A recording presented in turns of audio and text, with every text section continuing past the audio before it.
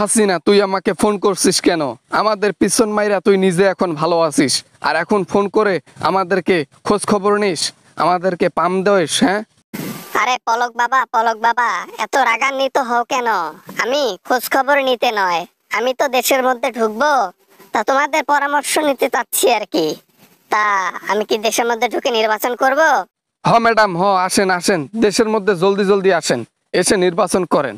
আর ভাল লাগে না, জেলের খাবার খাইতে আর ভাল লাগে না, প্রতিদিন রিমান্ডে ডিম পিছন দিয়ে খাইতে আর ভাল লাগে না। আপনি চলে আসেন ম্যাডাম। বুঝছি কেন ডাকতেছো। আমি বাংলাদেশে গেলে ধরা খাবো, আর ধরা খাইলে তোমরা তো অনেক খুশি হবা।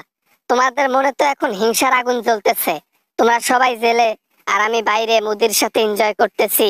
শালী মন্দির বেটি, তাহলে তুই এতই বুঝিস যখন তখন আমাদেরকে ফোন করে আবার পেইন দেশ কেন? তুই জানিস না তুই বাইরে আমাদের জলে? হ্যাঁ, তুই কবে ধরা খাবি? এই দোয়া করতে করতে জীবনটা শেষ হয়ে যাচ্ছে। না, এত সহজ নাকি আমাকে ধরা?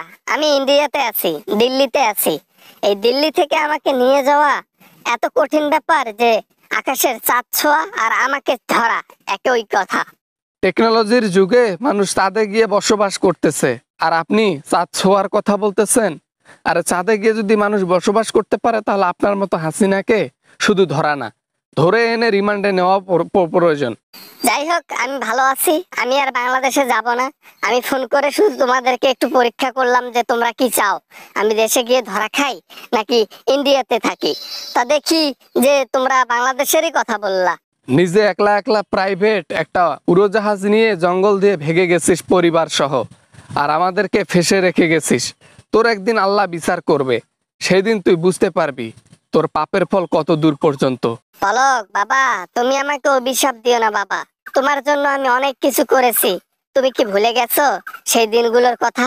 হ্যাঁ, একটাবার খেয়াল করো, কত অর্থ তোমাকে উপার্জন করার সুযোগ করে দিয়েছি। জুনায়েদ আহমেদ পলকের কিচ্ছু হইতো না যদি সেদিন আমি ইন্টারনেট বন্ধ না করতাম, যদি ইন্টারনেট সংযোগ বিচ্ছিন্ন না করতাম, তাহলে আজকে জেলের বাইরে থাকতাম।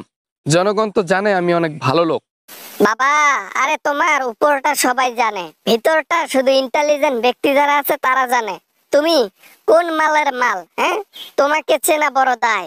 তুমি যে কোন শিয়ান মাল সেটা আমিও ভালো করে জানি। কেন, তোমার আবার কোন দিন পিছন মেরে দিলাম যে তুমি আমাকে ভালো করে চেনো?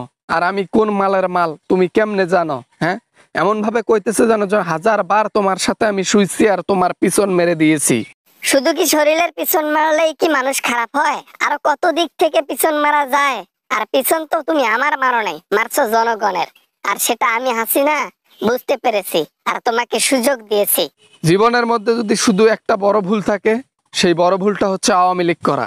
আজকে আওয়ামী লীগ না করলে বাইরে সুখের জীবন কাটাতাম। কিসের টাকা, কিসের পয়সা, একটি টাকাও আর আত্মসাৎ করতে পারি না। জুনায়েদ পলক, তুমি মনে হয় ভুলে গেছো টাকা পয়সার দরকার আছে। আজ নয়তো কাল আওয়ামী লীগ একদিন ক্ষমতায় যাবে, আর সেই দিন তোমরা সবাই মুক্তি পাবা।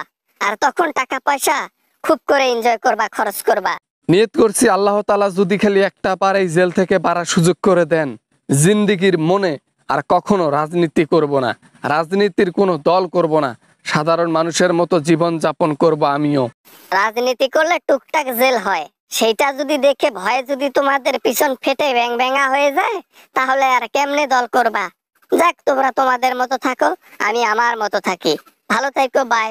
রাজনীতি স্বার্থের জায়গা, যেখানে স্বার্থ সেখানেই লোক ভালোবাসা দেয়, স্বার্থ শেষ তো ভালোবাসাও নাই।